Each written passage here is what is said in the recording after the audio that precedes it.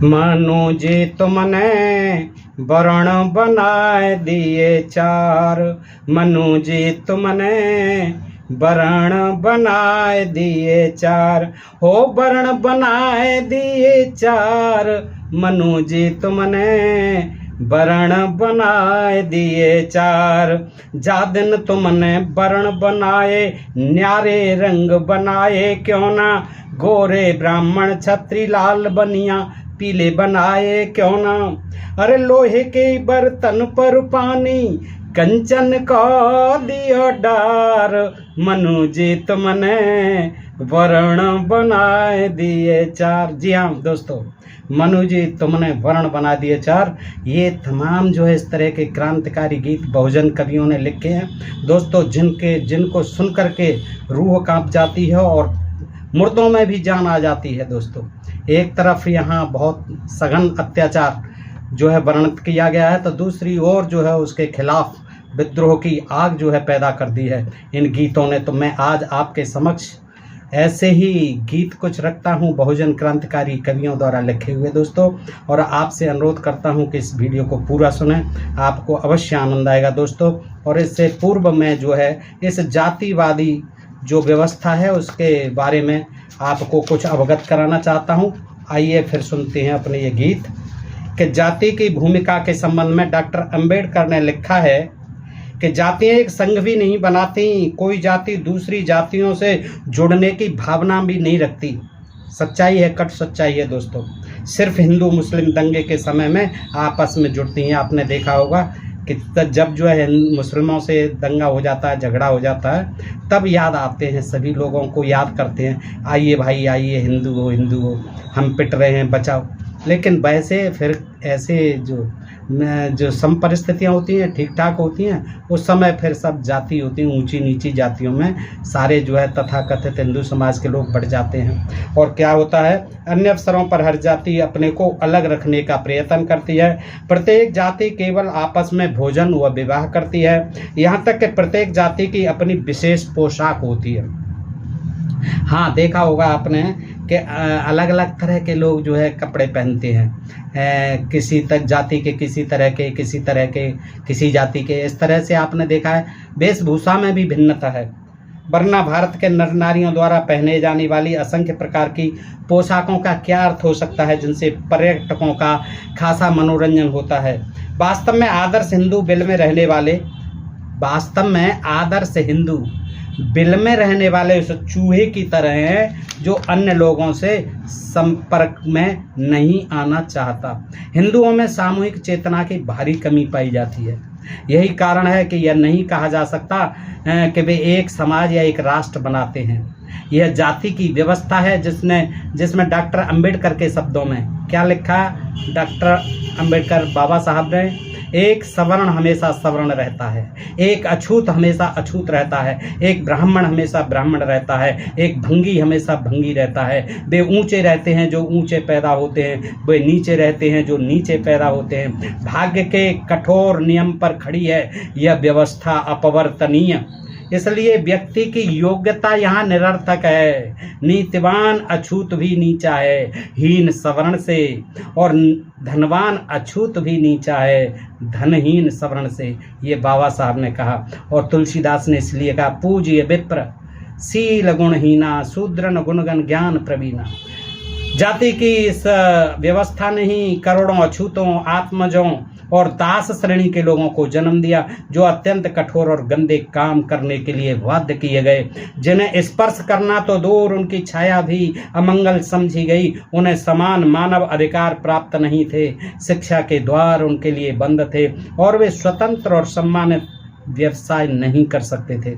यही नहीं, यदि कोई अछूत, और ये स्थिति आज भी है, यही नहीं, यदि कोई अछूत इस स्थिति से मुक्त होकर मानवीय स्वतंत्रता का उपभोग करना चाहता था तो उसे न केवल अपमानित और प्रताड़ित किया जाता था, बल्कि सामाजिक बहिष्कार के क्रूरतम दंड से भी दंडित किया जाता था। ये मनुस्मृति में आपने देखा है दोस्तों। यह स्थिति क्यों थी, डॉक्टर अंबेडकर ने इस प्रकार विश्लेषित किया है। पहली बात जो नहीं भूलनी चाहिए वह यह है कि सछूतों और अछूतों के बीच कठोर विभाजन है। समझने की चीज़ है दोस्तों, इसको आप समझिए, ये प्राइमरी चीज़ है जातिवाद के बारे में। डॉक्टर अंबेडकर जी कहते हैं कि पहली बात जो नहीं भूलनी चाहिए यह है कि सछूतों और अछूतों के बीच कठोर विभाजन है। प्रत्येक गांव में सछूत और अछूत दो भाग हैं। सछूत गांव के भीतर रहते हैं जबकि अछूत गांव के भीतर बस्तियां बनाकर रहते हैं। इन बस्तियों को महारवाड़ा, चमरौटी आदि नामों से पुकारा जाता है। दोनों गांवों में कोई समानता नहीं है। दूसरी चीज यह ध्यान देने की है कि सछूत अथवा अछूत किसी भी अर्थ में व्यष्ट नहीं है, क्योंकि उनके व्यवसाय, उनके संबंध, उनके देवता और उनकी राजनीति सब उनके वर्ग तय करते हैं जिनमें वे जन्म लेते हैं। सछूत और अछूत की मुलाकात एक व्यक्ति से व्यक्ति की नहीं बल्कि ऐसे होती है जैसे वे दो भिन्न राज्यों की दो भिन्न कौमें हों। तीसरी चीज यह विचारणीय है कि सछूतों और अछूतों के बीच संबंध पूर्व निर्धारित हैं और प्रतिष्ठा का विषय हैं। यह उस आचार संहिता के कारण है जो अछूतों पर सछूतों द्वारा लादी गई है। यह संहिता अछूतों को हीन व्यक्ति का दर्जा देती हैं और अछूतों को उच्च व्यक्ति की प्रतिष्ठा प्रदान करती हैं। इस संहिता द्वारा अछूतों को गांव में समान मानवाधिकारों का उपभोग करने से प्रतिबंधित किया गया है, रोका गया है तथा उसका उल्लंघन दंडनीय अपराध निश्चित किया गया है। आपने देखा ही है मनुस्मृति में किस तरह के प्रतिबंध लगाए और किस तरह के फिर कठोर दंडों का उसमें प्रावधान किया गया। इस प्रकार एक अछूत का सछूतों के साथ संबंध अनुबंध द्वारा है और अत्यंत सीमित है। सछूत इस अनुबंधित संहिता, सछूत का मतलब सवर्ण से है दोस्तों और अछूत का मतलब सभी शूद्रों से अनुसार ही अछूतों को जीने देना चाहते हैं। वे नहीं चाहते कि अछूत इस संहिता को तोड़ें। अब यह आधा गांव अछूत वर्ग अपने पुनर्वास के संबंध का आधार क्या हो, अनुबंध या प्रतिष्ठा, यही वह मुख्य प्रश्न है जो हिंदुओं को आंदोलित कर रहा है। हिंदू अछूतों के विद्रोह को अपने लोगों की सामाजिक और आर्थिक उन्नति के लिए प्रयास के रूप में देखता है, बल्कि वह उसे अपने विरुद्ध सबको समान करने के प्रयास के रूप में देखता है। दोस्तों, इसी संदर्भ में फिर ये कविता जो है स्वामी अछूतानंद जी ने लिखी 1900 के दशक में। 1900 के दशकों में उत्तर प्रदेश में हिंदी पट्टी में स्वामी अछूतानंद के आदि हिंदू आंदोलन का अंग बनी ये कविता और शंकरानंद जैसे कई अच्छे कवि इस आंदोलन ने दिए। ये भजन जो हिंदी प्रदेश में आज भी प्रसिद्ध है दोस्तों, बहुत प्रचलित है अधिकतर देहाती इलाकों में, इन्हीं कवि का है, अछूतानंद महाराज का। मनोज तुमने वर्ण बनाए दिए चार। देखिए कवि ने एक प्रश्न किया है मनु से, मनु जी तुमने वर्ण बनाए दिए, तुमने चार वर्ण तो बना दिए लेकिन जा दिन तुमने वर्ण बनाए न्यारे रंग बनाए क्यों ना? चारों वर्णों के न्यारे न्यारे रंग तो बना देते कि गोरे ब्राह्मण लाल छत्री बनिया पीले बनाए क्यों ना? हाँ, ब्राह्मणों को गौर वर्ण, लाल क्षत्रियों को लाल वर्ण और बनियों को पीले वर्ण का क्यों नहीं बनाया? और शूद्र बनाते काले वर्ण के पीछे को पैर लगाए क्यों ना? जैसे तुम्हारे पैर हैं आगे को ऐसे ही क्यों लगा दिए मनु महाराज तुमने? और इन शूद्रों को भी गोरा बना दिया है। बहुत से शूद्र बहुत गोरे होते हैं, ब्राह्मणों से ज़्यादा गोरे होते हैं। तो ऐसा की गलती कर दी आपने, इनको काला बनाना था। शूद्र बनाते काले वर्ण को पीछे को पैर लगाए क्यों ना? और कैसे हो पहचान पोप जी दो अक्षर डलवाए क्यों ना? कुछ तो डलवा देते जाति के दो अक्षर हैं, शूद्र लिखवा देते, ब्राह्मण क्षत्रिय वैसे शूद्र। ये अक्षर आपने क्यों नहीं डलवाए? कैसे पहचान हो पोप जी महाराज? पांच तत्व तो सब में दिखे, ज्यादा तत्व लगाए क्यों ना? सब में पांच तत्व हैं, पांच क्षितिजल पावक गगन समीरा, इन पांच तत्वों से मिलकर के तो सबके शरीर बने हैं। तो आपने अपने अंदर जो है ज्यादा तत्व क्यों नहीं डलवाए? के पांच तत्व तो सब में दिखे, ज्यादा तत्व लगाए क्यों ना?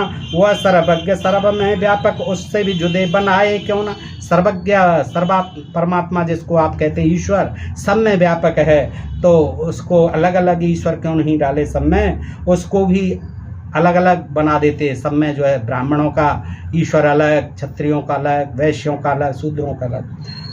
और एक चूक बड़ी भारी पड़ गई, न्यारे मुल्क बसाए क्यों ना। सबके अलग अलग मुल्क भी बसाने थे, ब्राह्मणों का अलग, क्षत्रियों का अलग, वैश्यों का अलग, शूद्रों का अलग। ये मनु जी आपने क्या आधा अधूरा निर्माण किया कि मनु जी तुमने वर्ण बनाए दिए चार, और जादिन तुमने वर्ण बनाए, न्यारे रंग बनाए क्यों ना। गोरे ब्राह्मण लाल छत्री बनिया पीले बनाए क्यों ना। और शूद्र बनाते काले वर्ण के, पीछे को पैर लगाए क्यों ना। कैसे हो पहचान पोप जी, दो अक्षर डलवाए क्यों ना। और 5 तत्व तो सब में दिखे, ज्यादा तत्व लगाए क्यों ना। हुआ सर्वज्ञ सर्व में व्यापक, उससे भी जुदे बनाए क्यों ना। और एक चूक बड़ी भारी पड़ गई, न्यारे मुल्क बसाए क्यों ना।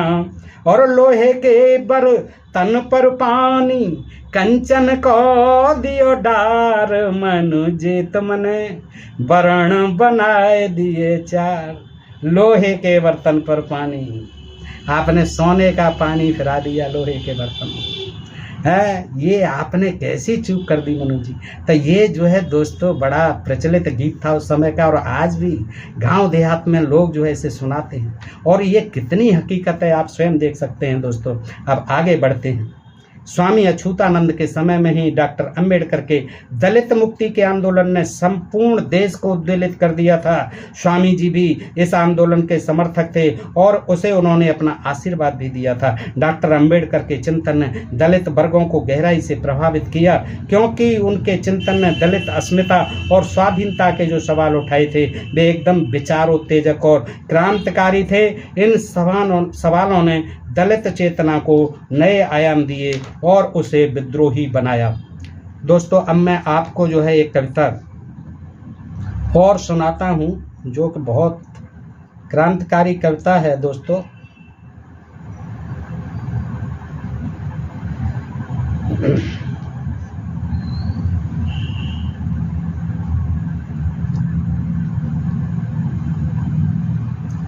हाँ दोस्तों, ये मलखान सिंह जी की कविता है सुनो ब्राह्मण। कि सुनो ब्राह्मण, हमारी दास्ता का सफर तुम्हारे जन्म से शुरू होता है। हमारी दास्ता का यानी हमारी गुलामी का सफर तुम्हारे जन्म से शुरू होता है और इसका अंत भी तुम्हारे अंत के साथ होगा। ये विद्रोही कवि मलखान सिंह जी की बड़ी क्रांतिकारी कविता है दोस्तों।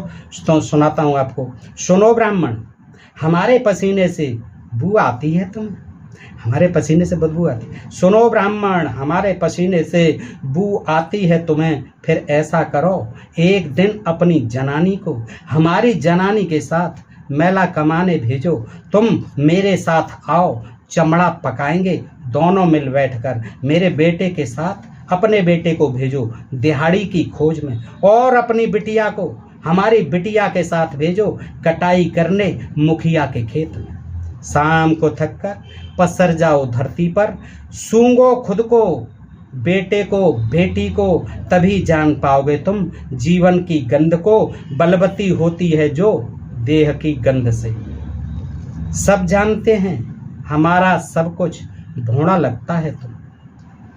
सब जानते हैं हमारा सब कुछ, तन मन धन हम जानते हैं हमारा सब कुछ भोंड़ा लगता है तुम्हें। हमारी बगल में खड़ा होने पर कद घटता है तुम्हारा, और बराबर खड़ा देख भवें तन जाती हैं। सुनो भूदेव, तुम्हारा कद उसी दिन घट गया था जिस दिन कि तुमने न्याय के नाम पर जीवन को चौखटों में कसाई वाड़ा बना दिया था, और खुद को शीर्ष पर स्थापित करने हेतु ताले ठुकवा दिए थे चौमंजिला जीने में।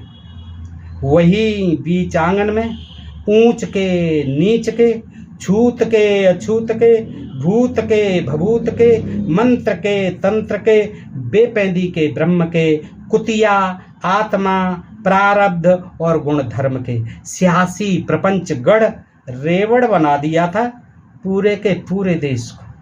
तुम अक्सर कहते हो कि आत्मा कुआं है, जुड़ी है जो मूल सी, फिर निश्चय ही हमारी घृणा चुभती होगी तुम्हें पके हुए सूल सी। यदि नहीं तुम सुनो वशिष्ठ द्रोणाचार्य, तुम भी सुनो, हम तुमसे घृणा करते हैं। तुम्हारे अतीत तुम्हारी आस्थाओं पर थूकते हैं।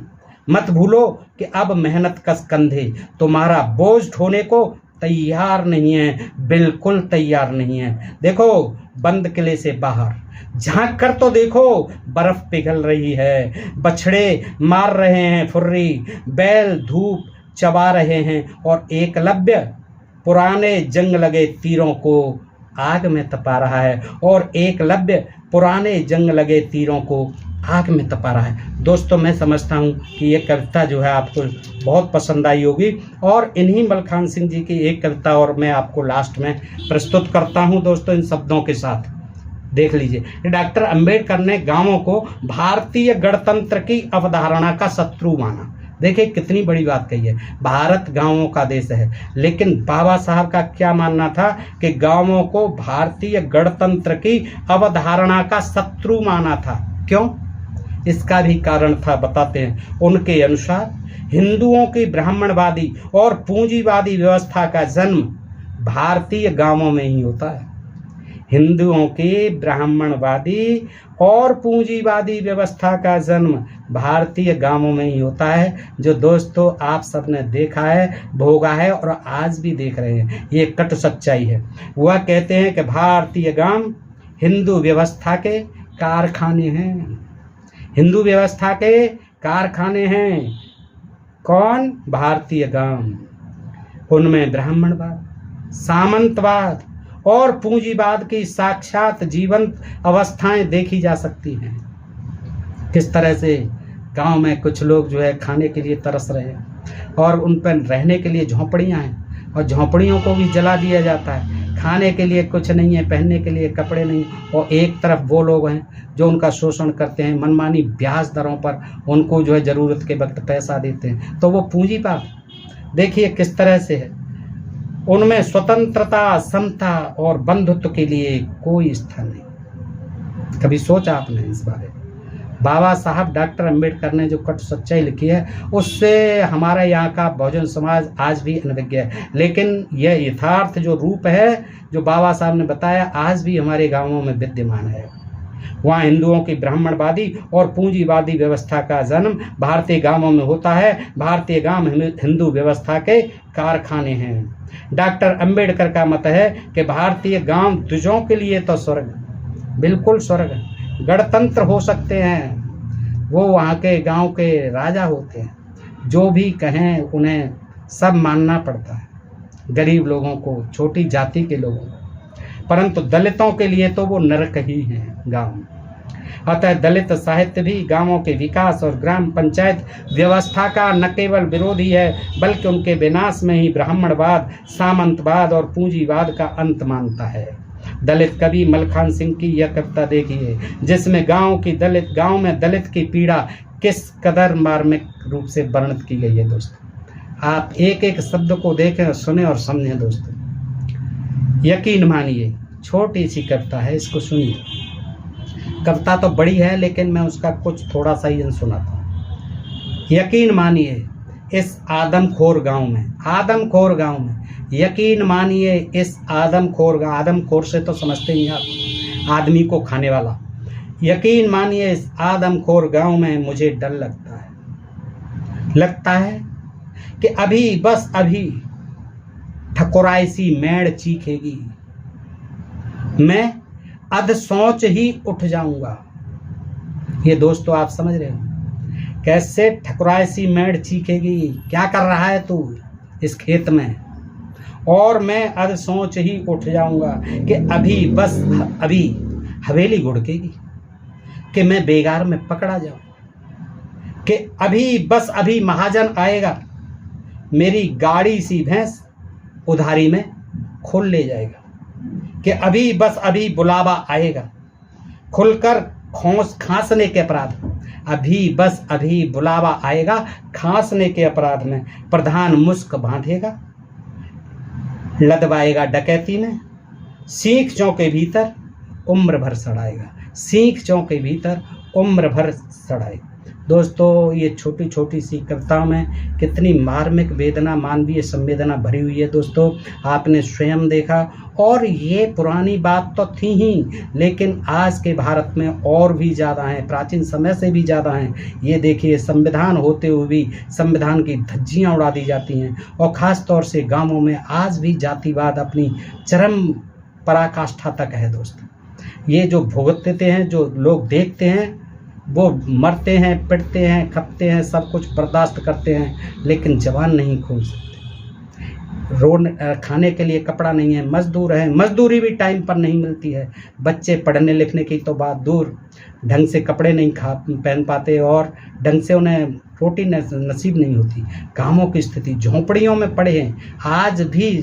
75 साल बाद भी, आज़ादी के बाद, ये देश की हालत है दोस्तों। और ये कट सच्चाई है, क्योंकि कहा जाता है कि जिसके पैरन फटे विवाई, वो क्या जाने पीर पढ़ाई। ये बहुजनों की, शूद्रों की, तथाकथित दीन दलित अछूतों की पीड़ा को वही जान सकते हैं जो उसे भोग रहे हैं दोस्तों। और उन लोगों को बड़ी वेदना होती है, जो इन मानवीय संवेदनाओं के बारे में जब भी बात की जाती है तो उनको बहुत अखरता है, और वो उन लोगों के प्रति असंवेदनशील होकर के, अमानवीय होकर के किस तरह के जुल्म आज भी ढाते हैं।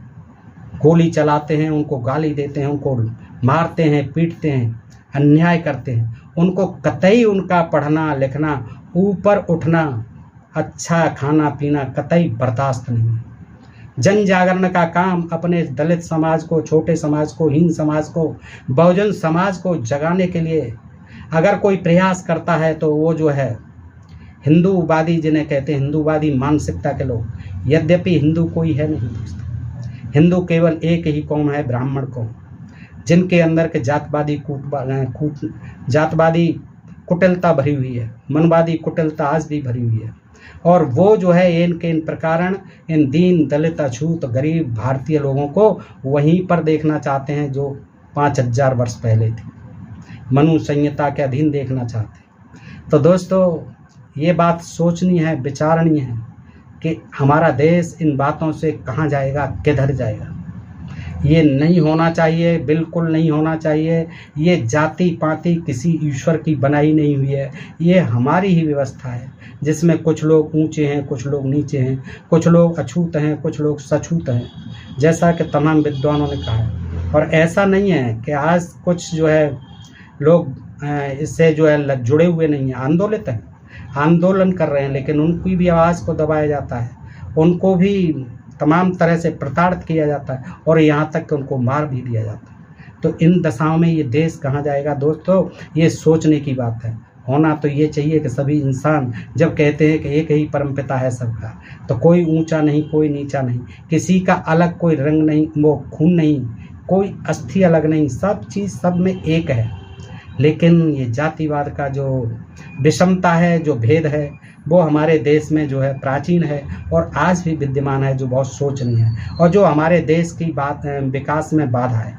इसका जो है मुख्य जो रूप था हमारे सामने आया, गुलामी के रूप में आया। जातवाद की विषमता हमेशा हमें गुलाम बनाते रही, और आज इस भावनाओं की बिल्कुल ज़रूरत नहीं है दोस्तों। निकलिए इससे बाहर। सभी हम भारतीय भाई भाई हैं, सबको आपस में एक दूसरे से प्यार से रहना चाहिए, और सब लोगों को ऊपर उठने का, शिक्षा का और अच्छा रहने सहने का सबको अवसर मिलना चाहिए। ये जो है इस तरह की मानवीय जो असंवेदनाएं हैं उनको बिल्कुल त्याग देना चाहिए दोस्तों।